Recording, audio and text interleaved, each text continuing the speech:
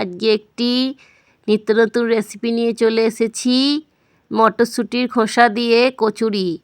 অবশ্যই আমার চ্যানেলটিকে লাইক, শেয়ার এবং সাবস্ক্রাইব করতে ভুলবেন না, এবং রেসিপিটিকে অবশ্যই আপনারা বানিয়ে খেয়ে বলবেন কেমন হয়েছে।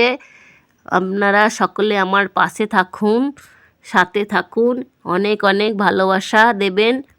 সকলকে ভালোবাসা জানাই, প্রীতি শুভেচ্ছা ভালোবাসা সকলকে জানাই। নমস্কার, সুস্থ থাকুন, ভালো থাকুন।